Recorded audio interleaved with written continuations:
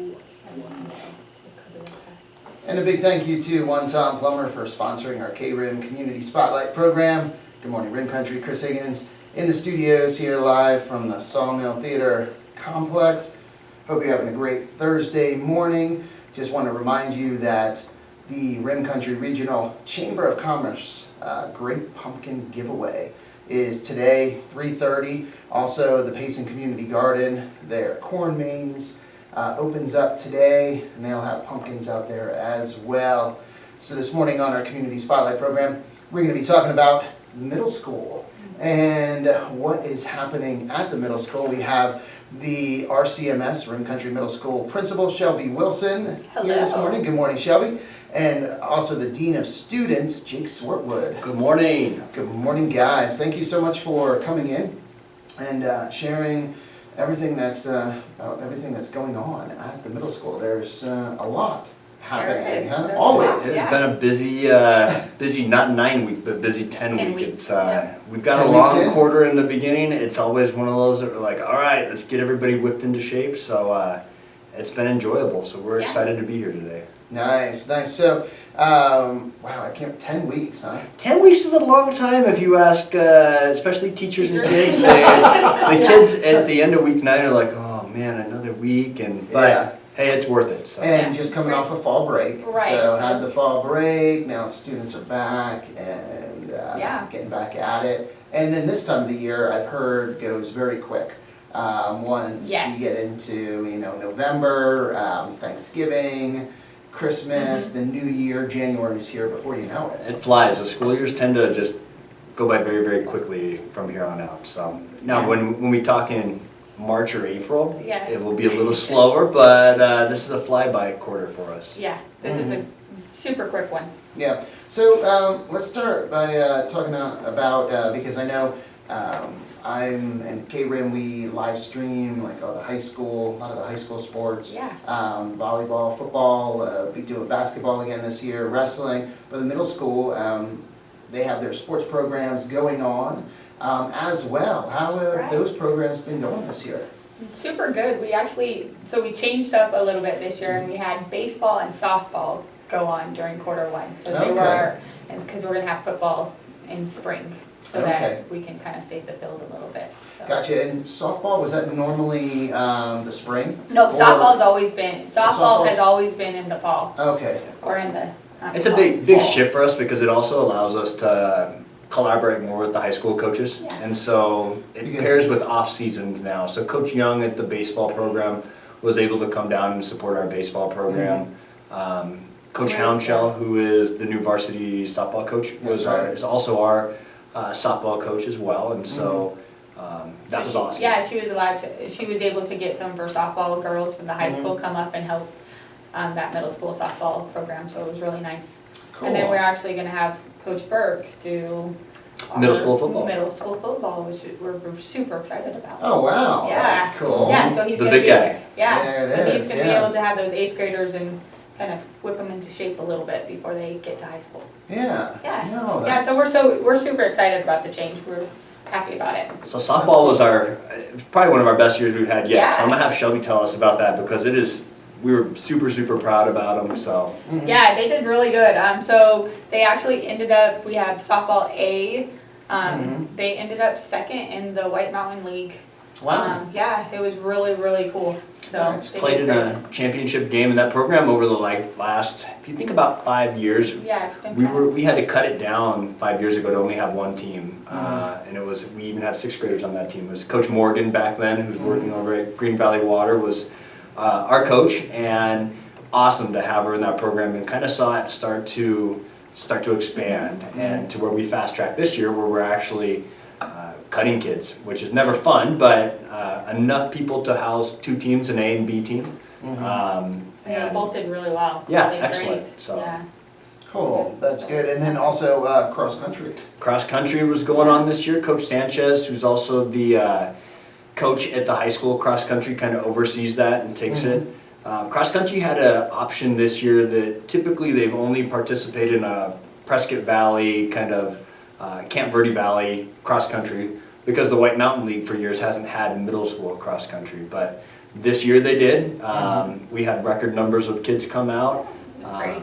More events than they've ever participated in. They were at the Chuck Hart Invitational with a lot of middle schoolers this year. Right. So At the Payson Golf Club. Yeah, it Yeah. was great. It was awesome to see. There was a lot of teams there. It was Yeah. awesome. It was really cool to see. Yeah, I saw a lot of pictures from that, and other teams or other schools posting Yeah. about that as well. Yeah. Yeah, it was perfect weather too that day. Mm-hmm.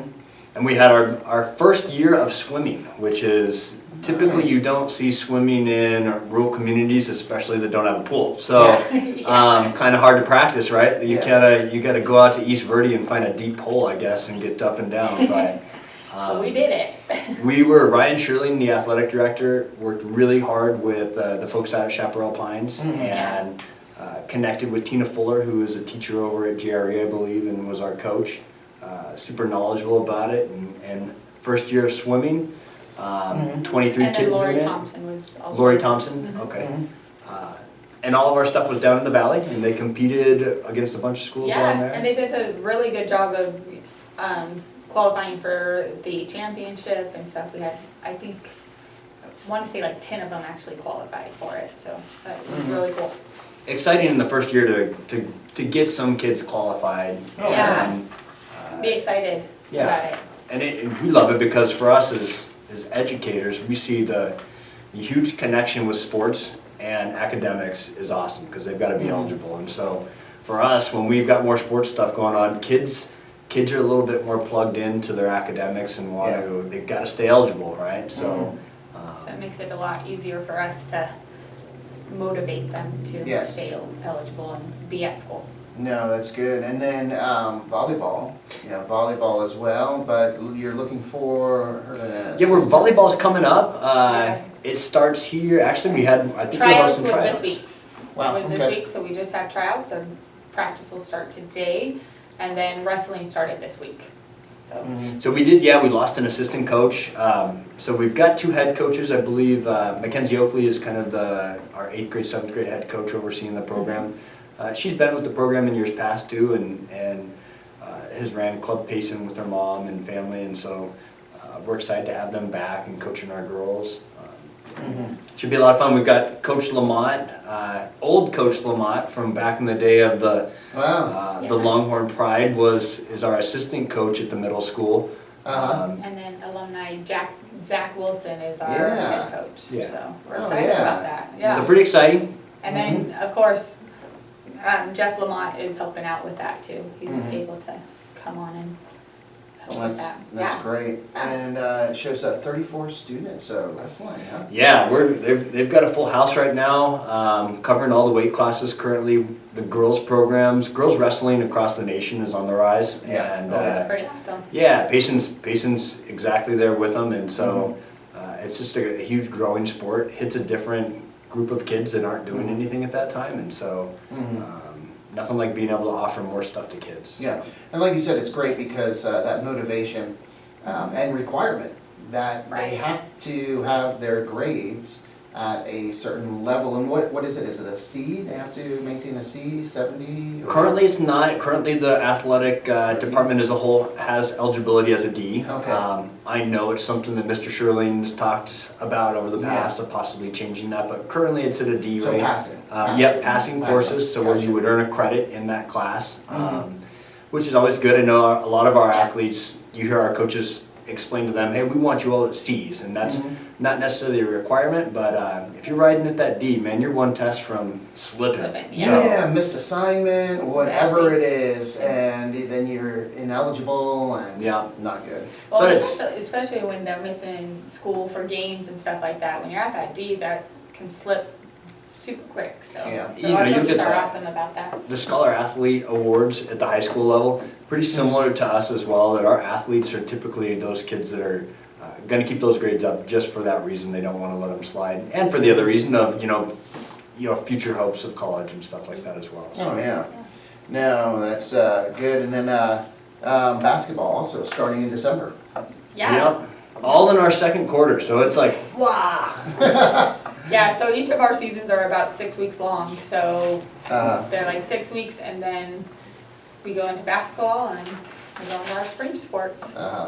Yeah. Wow. And, you know, I have to really give kudos to Ryan Sherling, because he's the athletic director at both the high school and the middle school. Yeah. Right. And, I mean, you still have all of the programs, full programs at the middle school as well. Pretty intense.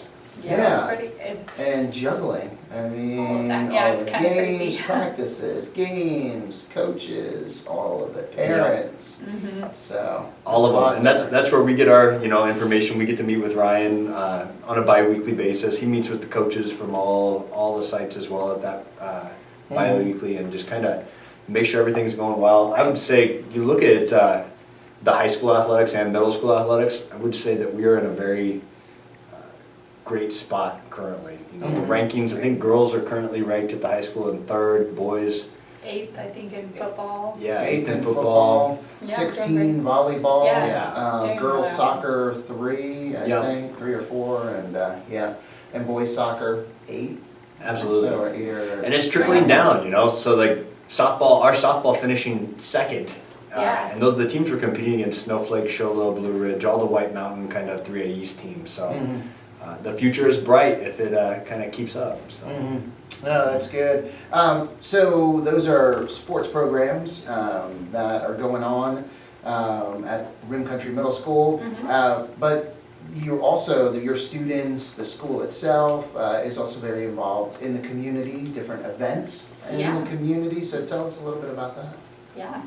So we just ended our essay contest that Sparklight sponsored, and we were so happy to partner with them and stuff. And it was all about social media and how that can affect people, you know, affect us and stuff. And so we were able to have everybody write essays, and we got the top one of each grade, and was able to present them at the Payson Days. So it was pretty awesome. It was really cool. $100 cash too, so I those know. kids were happy. And second prize was 50, so it was great. It was Yeah, really cool, was. and the kids really enjoyed it. They had to research on that social media. I mean, social media is part of their life, so it was cool to kind of get that flip side of, is it really something you should be scrolling on every day? They had to do some research and stuff, so it was really cool.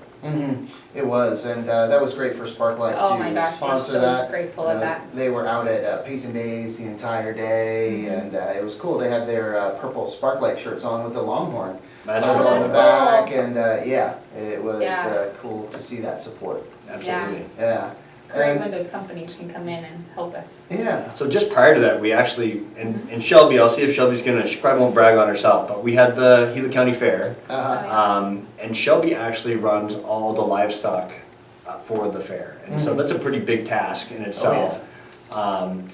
This year, we had a lot of representation at the county fair as far as kids for photography. We had 2 teachers take on that task, Greg Lunnan and Jesse Swartwood at the middle school, both had enrichment classes that kids entered photographs that they took over a 2 to 4 week period. A lot of our students who also were in yearbook last year participated and entered photos. Drew Fiala, who's our art teacher, also entered, gosh, I want to say, I think 50 or 60 different art projects that kids had done. And it was fun to go walk around and see That's awesome. all the ribbons that they had won. And even if they didn't get one, they were still really excited to have it featured at the county fair, which is a big deal, I think, for us. So. Oh, yeah. It was really cool. So Shelby, to put you on the spot, how much money was in the livestock auction this year? Because I was there and I saw some stuff go for crazy prices. I don't have an exact number on me right now. I would have to call Faith on that one. Faith Lowry, yeah. But I would say probably over $85,000 were spent. Pretty crazy. It was crazy. That's great. Yeah, our kids were pretty fortunate, and a lot of those go, like they say that, because I was asking students, of course, Yeah. like, where do you put this money? And they're like, oh, it goes to our college fund, or Yeah. some of them want to go into the military, so they're like, we're gonna, save it for that. So it's pretty cool that they have that money in the bank to Yeah. kind of have a better future and kind of have that start. So. We saw I think the most expensive steer went for right around $25,000 that evening, and it was Yeah. pretty amazing. So Yeah, It was Trent. pretty cool. Yeah, Trent. Yep. Trent steer, yeah. I watched Tyson McKee get into a bidding war with the folks over from Banner, and watched a pig end up going for, I think, $21 a pound, which was pretty insane as well. So, it's pretty awesome to see those kids. yeah, really cool to see the community come together and support them as well. So. Yeah, big shout out to Northern Gila County Fair, and obviously you're a part of that, Shelbi and Faith Lowry and she's everyone. amazing. Yeah, they're so good. Yeah, involved with that, and that has really grown or expanded a lot to where there's so many other things happening at the same time, and just how that's set up. Yeah. It's really great. Yeah, Great event. it's been awesome, and this was a good year because it was our 70th, so. That's right, 70th year. It seems like it rains every year at the county fair as well. I know, every time. Every year. Yeah, you're gonna get something. Yeah, it's Last year was a microburst, this year it's the rain, you know, we got something.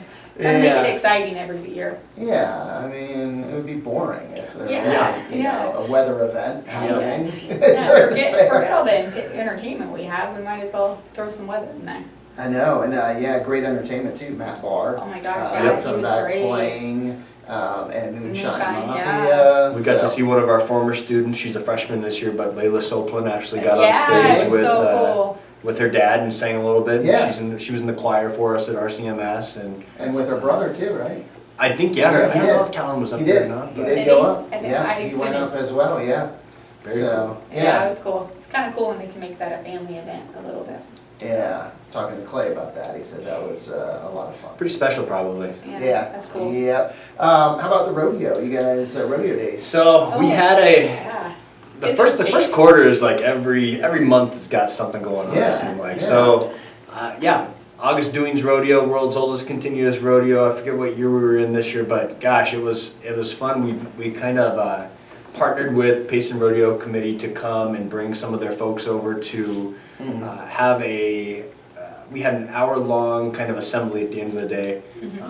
Our kids are split into Avid 30 classes, and we'll kind of talk about that when we get into the academic section of today. But that's kind of like a homeroom class. And so inside their homeroom classes, they compete against each other in different events. And so this was one of those days that kids were split off into like physical activities. And we tried to create a competition that mirrored every rodeo event that you had. So we had a lot of members who were actually members of the PRCA or WPRCA that volunteered that day alongside of Payson Rodeo Committee members to run the events. And so we actually had a bucking chute, not a bucking chute, but a bucking machine.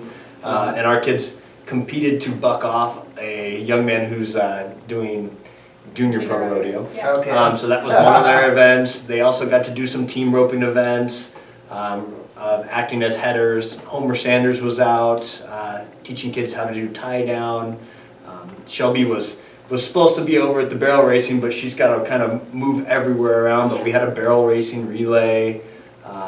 Just a fun day. All of that fun stuff. Yeah, of kids to learn what the rodeo events are. Kind of watch we watched the national finals rodeo that week as well in our Avid 30 classes, so that they could kind of see what it was, and then get out there and practice these things and see that it looks easy to swing a rope, and you're like, I'm just going to swing it and throw it out there, and it's going to magically go on where I want it to go, and and the competitors make it seem so easy, but man, I'll tell you, I'm married into a rodeo family, and it is not easy. It's very, very hard, and that's doing it from the ground. So then imagine doing it on a 1,000-pound plus animal. Yeah. And a little crazy. Yeah, so it's beyond me, but it was a great day. Kids got to really see what's going on. Our biggest thing was we have kids that we don't want them to, rodeo is such a big part of Payson history that we want to make sure that we keep that in the next generation. So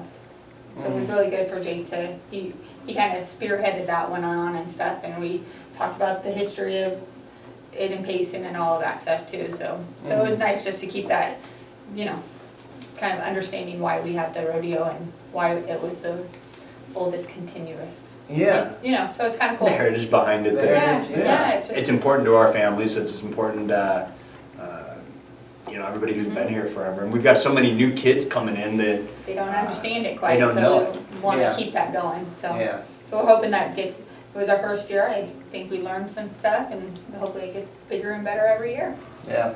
Doing it on That's Thursday cool. when they had the all-girl was a bad idea because the rodeo committee's having to come over and see us and then rush Right, over yeah. and they yeah. still sent, I think we had 15 people Yeah, come over it from the was rodeo awesome. committee, so it was cool. And then those kids, you know, getting to see them at the rodeo, we were hoping it, you know, push more kids out to the rodeo to see it actually going on. So. No. So cool. Yeah, it was exciting, it was good. That's cool, and also it's great because it gets members of the Pace and Pro Rodeo Committee interacting Yeah, with the they students, enjoyed with it. the kids. Yeah. It was pretty cool. You look at the pictures afterwards and they're talking, they're laughing with the kids and stuff. It was pretty awesome. Wow. It's like herding cats out there for middle school. So. Yes, it was. There you go. And so, Jake, you mentioned academics and talking about a little bit of on the academic side. What's going Well, on? that is, Shelbi has really come on, this is year 3 now? Yep, this is year 3. So year 3 and really has pushed our, I'm so sorry, that's telling me to go out and walk during passing period. Has really brought in what we call rigor in the classroom. And that's to where kids are at levels of questions in classes, we call them depth of knowledge questions, DOK levels.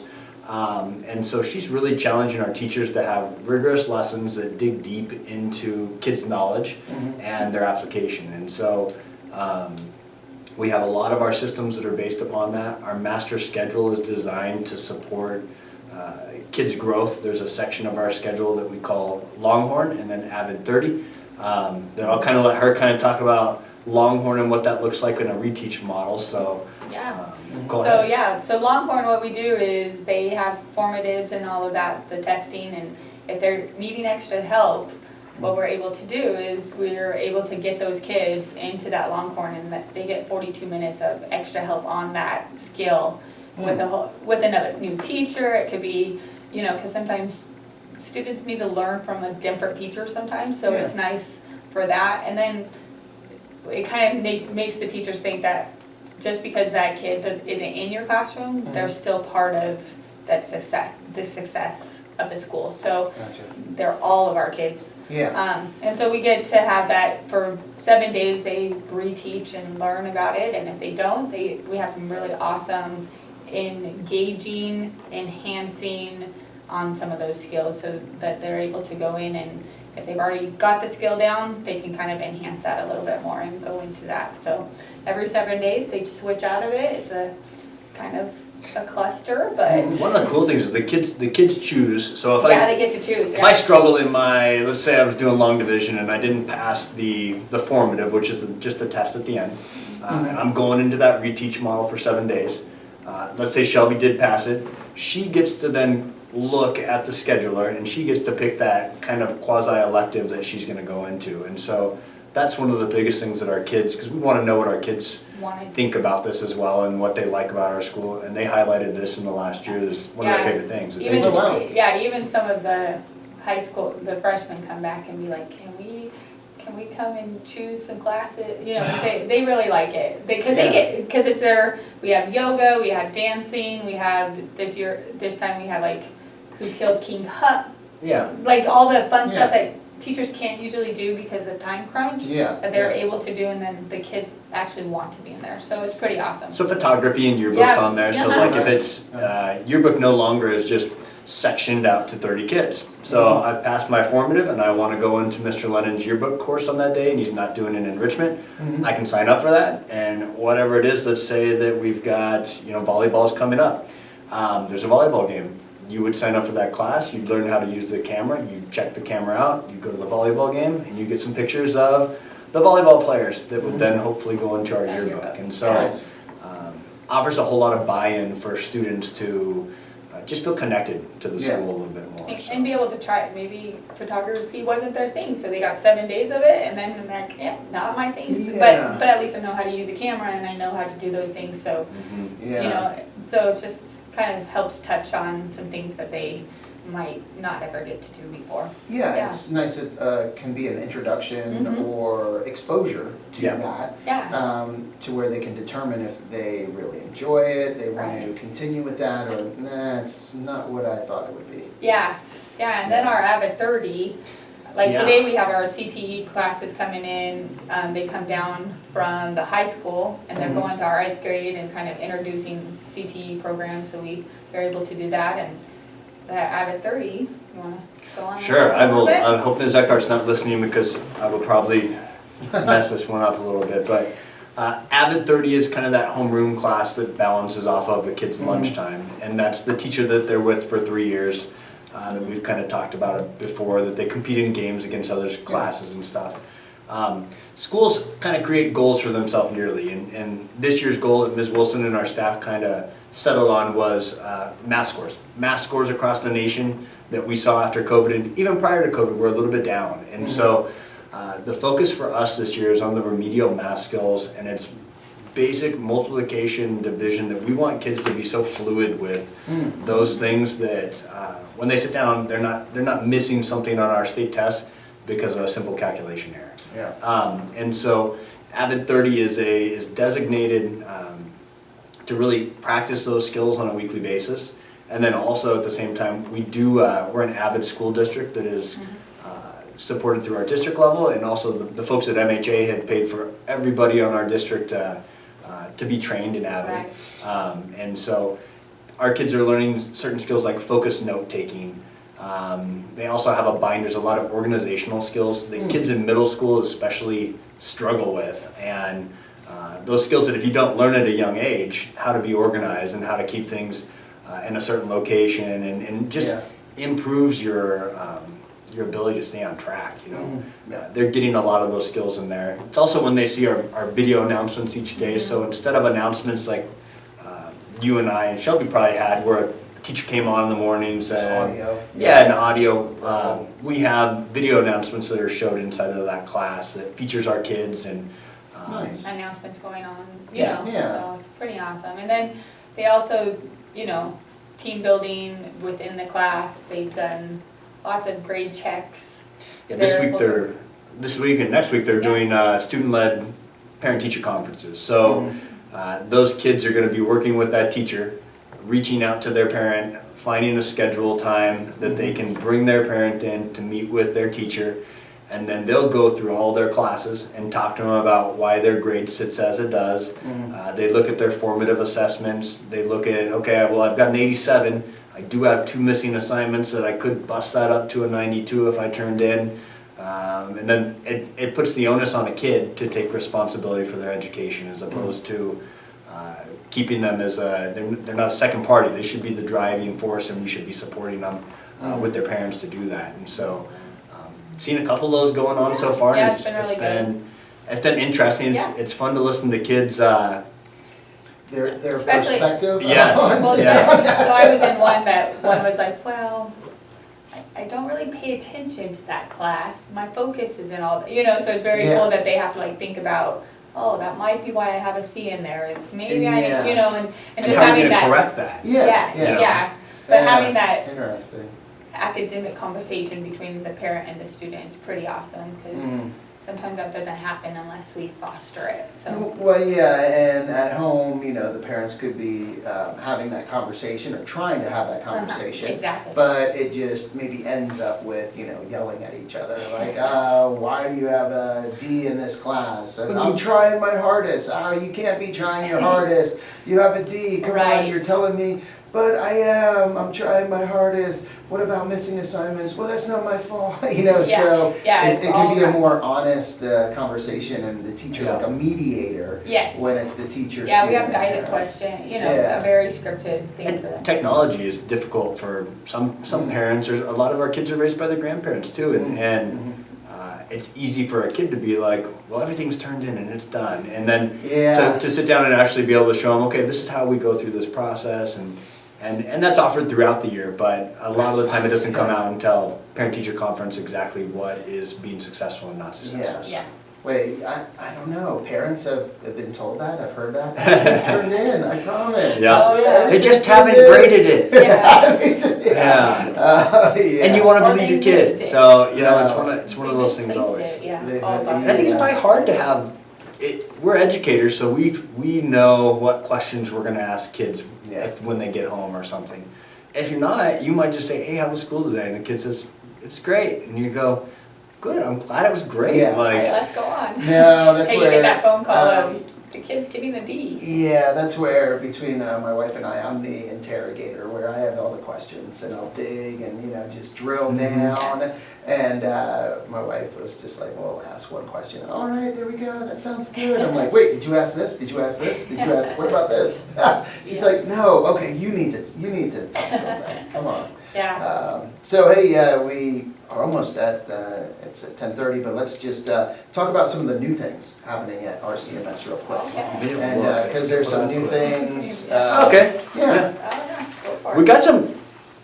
A new thing this year is another. Did I talk about the Elks Hoop Shoot? Nope. Okay. Oh, yeah, we're So it's the excited first about year this. we're gonna work with the Elks Lodge, and the old hoop shoot was the free throw contest. Yeah. And so this is gonna be our first year doing that and partnering with them. Ms. Springer, if you're listening right now, I did get your text message. I will be calling you today to follow up with this. But it'll be in our Avid 30 classes. So each class, in theory, is gonna get their own Elks Hoop Shoot contestant. So a boy and a girl from each grade level. Gotcha. Then they will compete against all the other Avid 30 class levels. So like all the 7th grade girls will compete, all the 7th grade boys. And then out of that, we will end up with a female and a male from each grade level who will then compete against each other in front of everybody at an assembly. And that will help us figure out who is our free throw challenger or champion, so that they can then be prepared to go into the Elk Hoop Shoot. That'll be a qualifier to go down. Usually we have, it used to be in Flagstaff, so you had like a quarterfinal kind of match in Flagstaff if you won your town, and then you went down to, back then it was America West Arena, and did it at the Suns Stadium. So that's kind of new for us. I think I'm really excited to have that. I was a champion in 5th grade. I beat my buddy Nate Perna to go on to it, and and it was, I had my routine just like Stevie Nash. I get back, finish it. So yeah, he had a very high percentage. Yes. Steve Nash. So wow, there you go. That sounds really cool. So that'd be fun. Yeah. We have a new class that we're going to offer that Yeah. Shelbi's. And so we're doing a beginning Spanish culture class, so it's kind of talking about, kind of learning some of that basic Spanish a little bit, and like some of that culture, because some of our kids don't, culture's different for everybody, and so learning a little bit about that culture and that stuff. So we're really excited because our EL teacher is willing to bring that on for our class, and so Cool. that'll start in January. Very nice. Yeah. Very nice. And then We do have the upcoming, like, our honors banquet. This is, I Okay. think, the 8th, Oh my gosh. maybe the 8th or 9th year of the honors banquet. And this was started by Jenny White, our previous principal, and Trevor Creighton, who was our previous student achievement guy. And this isn't based upon like your grades or anything else. This is a kid that makes you happy to come to school each day.